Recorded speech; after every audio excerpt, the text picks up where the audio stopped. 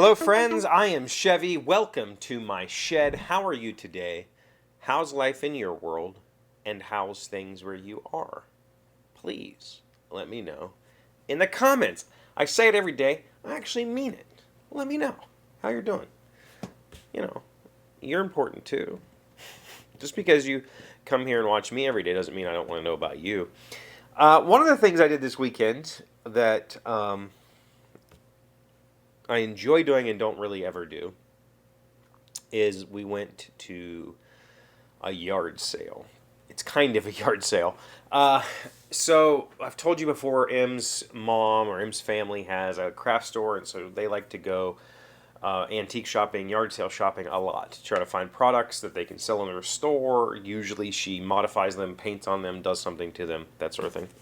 And doing that stuff, going to yard sales and that sort of thing, was a big part of my life growing up. My mom loved to go antique shopping. We stopped at all the roadside antique malls and that sort of thing. And I used to like looking at the junk too, and I still do. And I still have like a small collection of junk. Above my kitchen cabinets, I have tins. Some of them are modern reproductions, but most of them I try to find like just kitchen type tins, like old ice cream tins or coffee tins or cracker tins.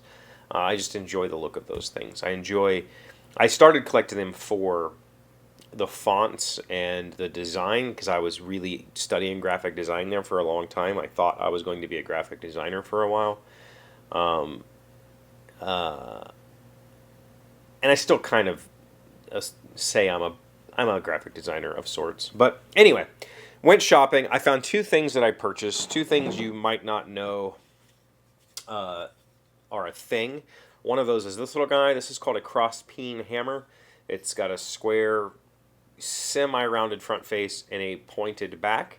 Most people think this is used for sheet metal, and they'd be right. It is. It's very much used along with a dolly to hammer out dents in sheet metal or to hammer creases into sheet metal.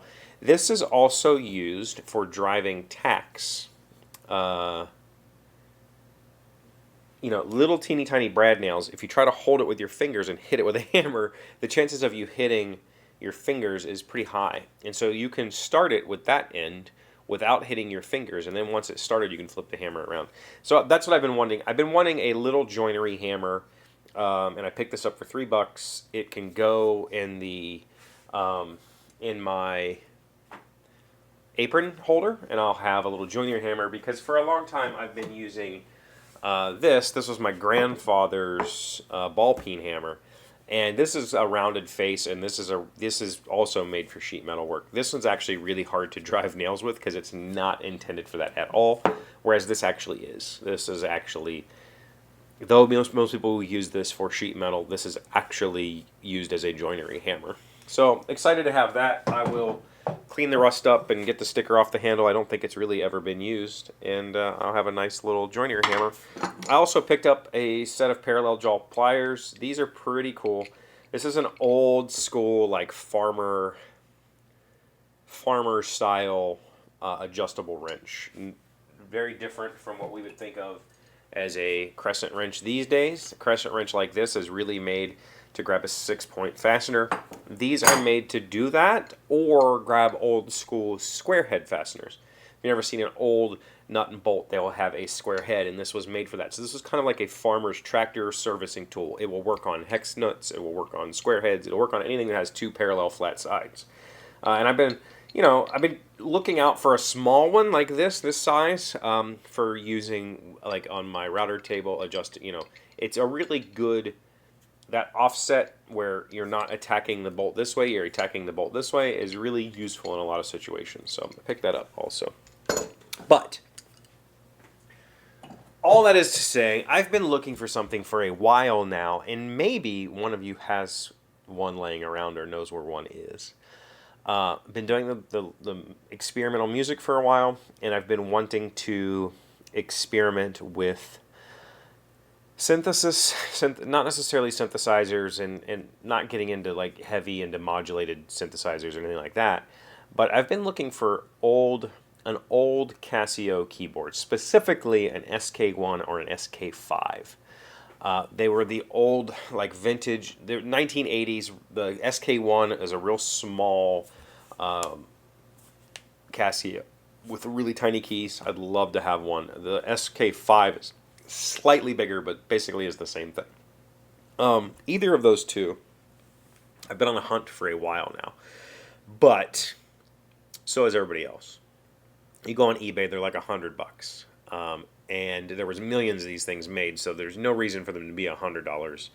I was reminded recently because one of my friends posted on his Facebook that he found one for $10 at a thrift store. And every time I go to a place, I'm always on the lookout for an SK-1 or an SK-5. If you have one or you know of one and know if somebody's willing to sell me one, let me know because I would love to have it. They are very, very modifiable, and that's why people look for them. You can basically take one of those keyboards and turn it into a modular synthesizer and do a whole bunch of crazy, weird stuff with it. And that's kind of what I want it for. I want to play with it. I want to experiment with it. So, that's what I've been up to. We do have yet another question from Chris. So for today's, I read it earlier. I don't remember what it was. So let's just hear it. Let's hear what he has to say. Hey, good morning, friends. Hope you're having a great day. Started thinking about gamers, and I'm stuck in Gen Con mode with less than 40 days out, but I started thinking about things that gamers don't have in common with the rest of the world, and one of that is sports ball. Not a lot of gamers are professional sports fans. I know you like the football, the soccer, and I think I've seen you wear a Pittsburgh Penguins jersey before. But do you follow sports in general? Have a great day. Do I follow sports? Not a whole lot. I used to, a lot. I was a big hockey fan, and I've always been a soccer fan. And I was an arena football fan for a while. I mean, I still really like arena football. I just don't. I haven't had cable for over a decade now, so I don't get to watch sports pretty much ever, unless I go to a sports bar or something. So I do follow a couple of soccer teams, and I just check their stats after every game and watch highlights. And I casually keep up with what's going on in the NHL, but like I know who won the Stanley Cup and that sort of thing. It's not that I don't like sports. It's more that I just don't like entertainment. Like I don't seek a lot of entertainment. I don't watch TV shows. I don't watch movies. I don't, nothing that takes large chunks of my time. I pretty much don't participate in that. And sports is one of those things. It just, it's consuming.